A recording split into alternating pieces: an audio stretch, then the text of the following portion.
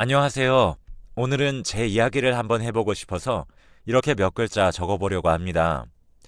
참, 저에게는 무서웠던 과거이고 힘든 일이었는데, 그래도 몇 년이 지나고 나니까 아물더라고요.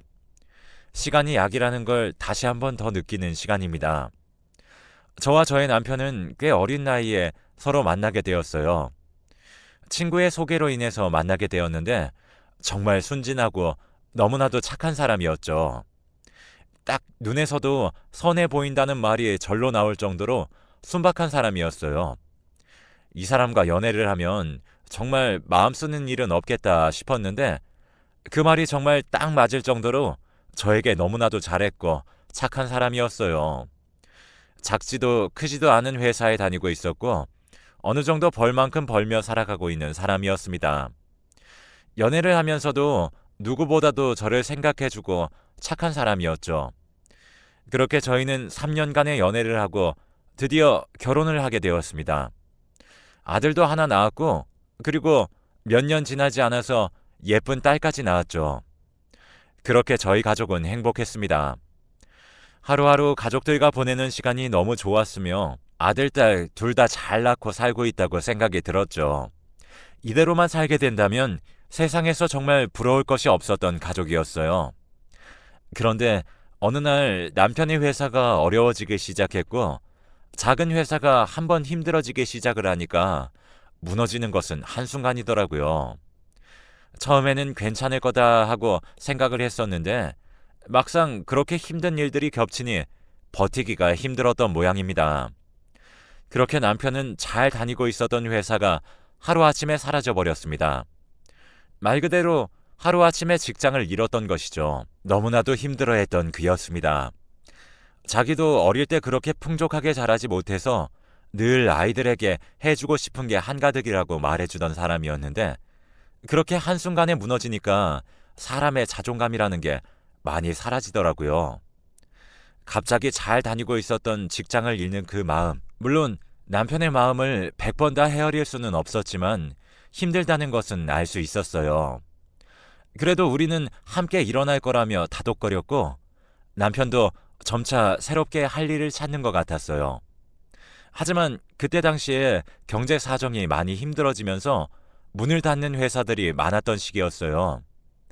하루하루 취직을 하려고 아등바등 하는데 잘 안 되는 것 같았죠. 물론 저도 TV로 뉴스를 보고 있었기에 취직이 힘들다는 것은 알고 있었습니다.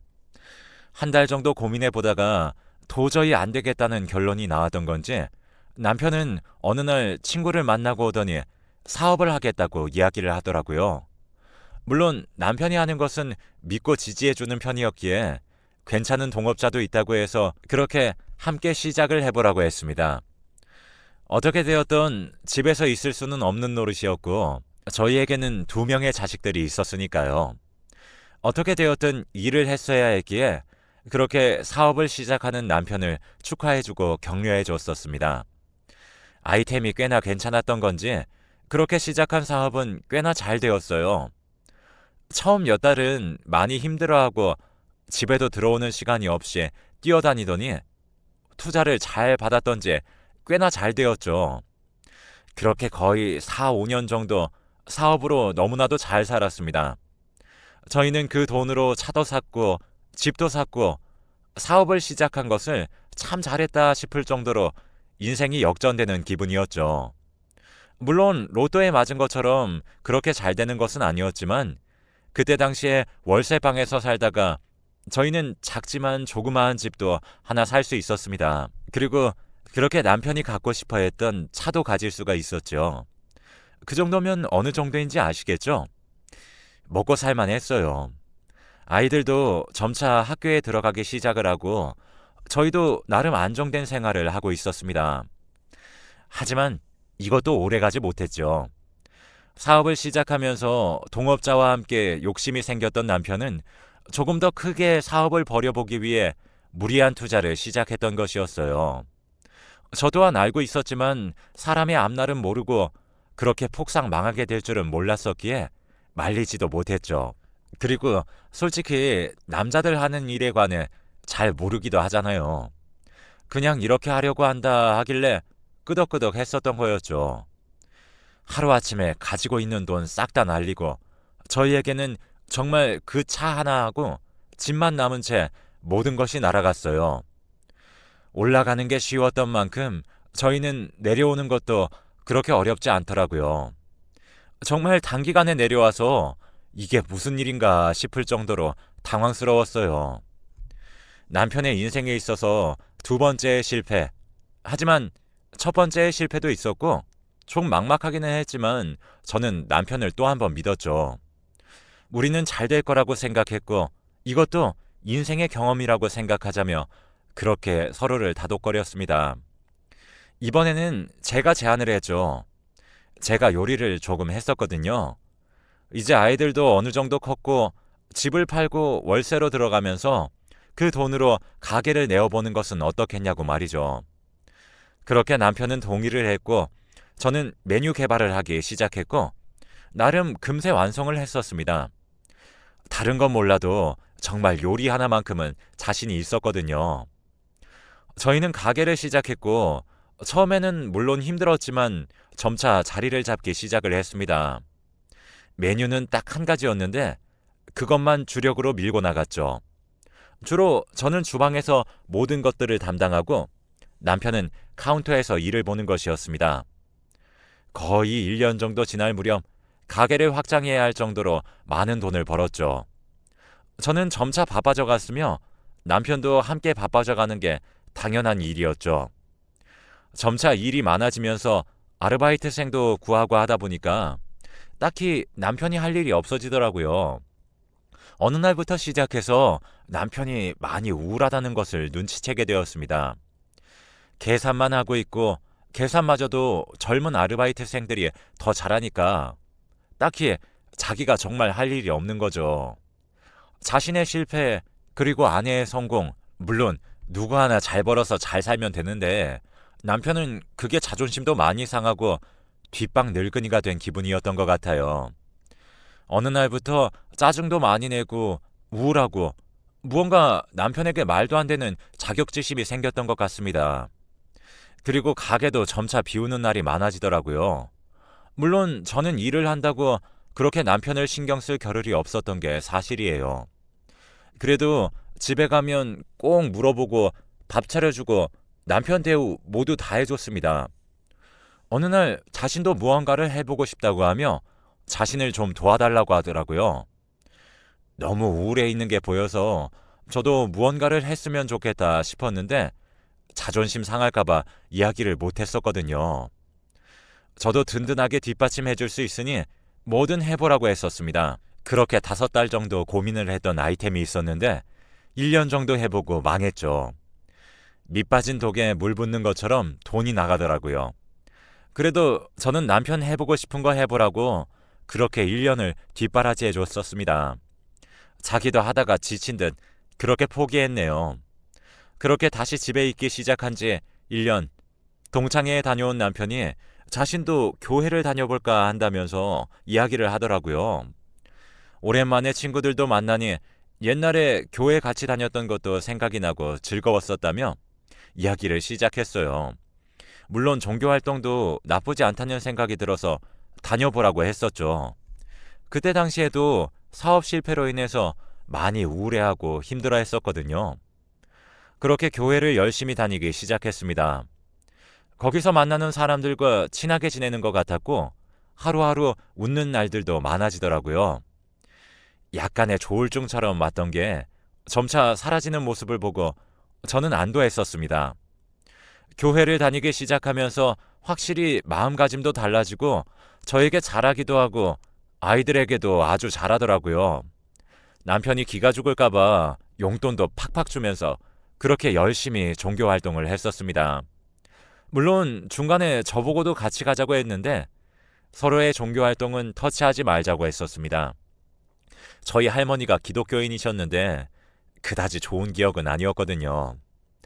그렇게 거의 1년 정도를 열심히 다녔을까요?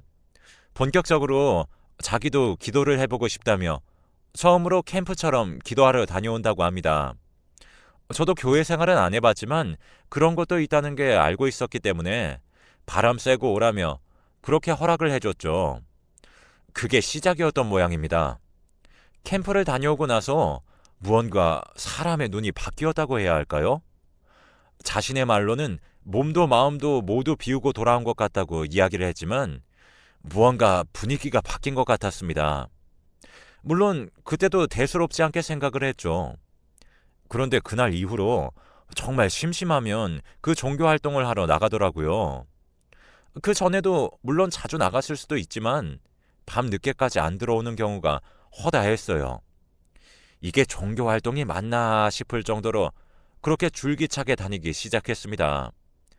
그때 당시만 해도 저는 차라리 우울해하는 것보다는 저렇게 다니는 게 좋지 않을까 하는 생각도 있었고, 조금 더 솔직히 말하면 제가 그만큼 바빴기에 신경 쓸 겨를도 없었어요.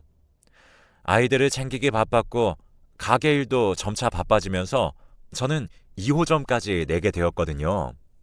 산에 가서 기도를 올렸다고 하기도 하고 교인들과 함께 이야기를 나눈다고 늦었다는 얘기를 하기도 했었습니다. 그렇게 이야기를 하는데 남편이 많이 행복해 보이더라고요.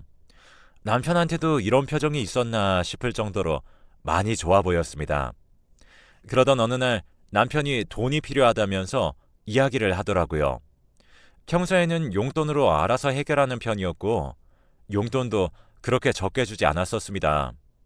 그런데 조금 큰 돈이 필요하다고 하며 저에게 말을 하더라고요. 어디에 쓸 거냐고 물어봐도 이야기를 하지 않았어요. 남편이 필요하다고 하는데 좀 주면 안 되냐고 하길래 저도 너무 간섭하는 건 아닌가 싶어서 돈을 주었습니다. 그렇게 가져갔던 돈이 1,000만 원이었어요. 큰 돈이었기는 하지만 워낙 급해 보였고 나중에 이야기를 해주겠지 하는 마음으로 그렇게 주었었습니다.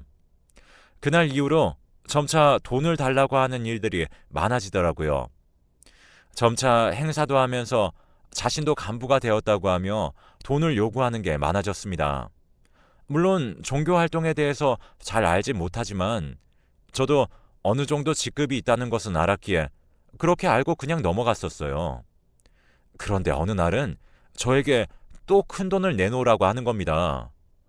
저번에도 이야기를 안 하고 넘어갔는데 이번에는 정말 큰일이라고 하면서 또 얼렁뚱땅 돈을 받아가려고 하는 것이었죠. 저는 솔직히 말하라고 했습니다. 도박을 했든 뭐든 내가 알아야 갚아주니까 이야기를 해달라고 말이죠. 그런데 그때 이야기를 하던 목소리가 아직도 기억이 날 정도로 생생합니다. 약간의 떨리는 목소리로 저희 아들이 죽는다는 겁니다. 이번에 안 좋은 일이 생길 건데 제대로 기도를 올리지 않으면 죽는다고 합니다. 눈빛도 약간 이상하더라고요. 무언가 굉장히 두려워하면서 저의 말이 아무것도 안 들리는 듯한 느낌이었어요. 그러면서 저보고 아들 죽으면 어쩔 거냐고 소리를 막 지르더라고요. 처음 보는 남편의 모습에 너무 많이 놀랐습니다.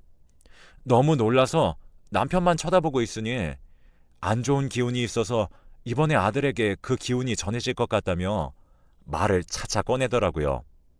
아들 이야기라서 그런지 저도 왠지 찝찝해서 그렇게 그냥 돈을 내어줬습니다.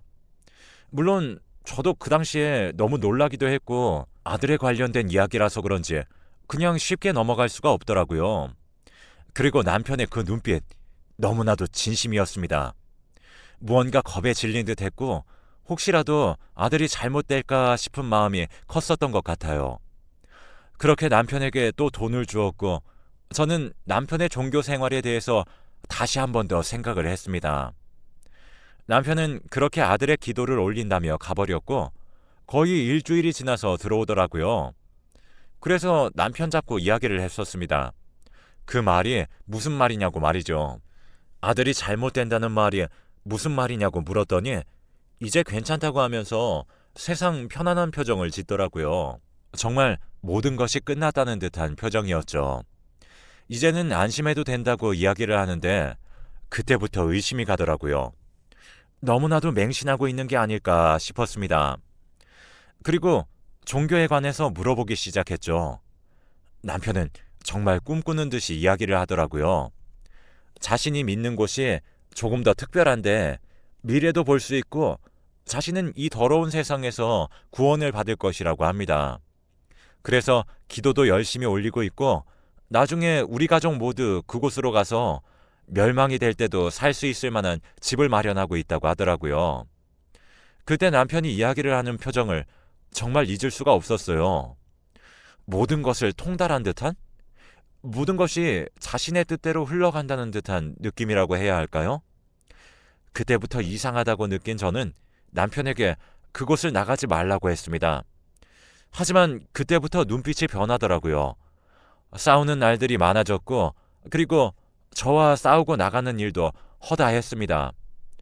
돈을 끊어버렸더니 이제는 몰래 와서 아르바이트생들에게 돈을 빼달라고 하고 카운터에서 직접 꺼내가기도 했고 제가 1호점에 있으면 2호점에 가서 그 짓을 하고 2호점에 있으면 1호점에 가서 그 짓을 했습니다. 집에는 들어오지도 않고 그렇게 돈만 빼가고 제가 없는 시간에 맞춰서 집에 들어가는 모양이더라고요. 그래서 하루는 일하는 시간 빼고 집에서 남편을 기다리고 있었죠. 남편은 들어와서 흠칫 놀라더니 저에게 이야기를 하더라고요. 며칠 후에 아들을 데리고 기도를 올리고 오겠다고 합니다. 그래서 안 된다고 했습니다. 그러니 자기는 꼭 해야겠다고 합니다. 이번에 안 하면 정말 죽을 수도 있다고 말이죠. 정말 기가 찼습니다. 그래서 아들 데리고 갈 거면 나도 가야 된다고 했더니 그래라고 하더군요. 기도 올리는 비용이 있으니까 그것까지 가지고 같이 가자는 겁니다. 물론 저도 가보기 전에는 그냥 기도를 하는 곳이라고 생각했어요. 사이비 종교라는 것도 잘 몰랐고 어떻게 굴러가는지도 그때 당시에는 많이 알려진 게 없어서 일단 제가 같이 가게 되면 안전할 거란 생각이 들었죠. 그리고 혹시나 몰라서 아는 동생에게 부탁도 했습니다. 장사하면서 실장처럼 지내는 아이였는데 그나마 저의 이야기를 잘 들어주는 아이였죠. 혹시라도 남편과 자기가 이동할 때 따라 붙어 달라고 그리고 따라와서 그곳에 있어 달라고 말이죠. 그렇게 당일이 되었고 남편은 아이에게 기도를 하러 가자면서 이야기를 하더군요. 아들도 내키지 않아 했지만 어쩔 수 없이 따라갔습니다. 아빠가 하는 말이었으니까요. 그렇게 차를 타고 이동하는데 정말 굽이굽이 숲길로 들어가더라고요. 어디로 들어가는지도 까먹을 만큼 정말 산속에 있는 곳이었습니다. 그렇게 도착을 하는데 머리가 백발인 노인분이 나오셔서 인사를 하시더라고요.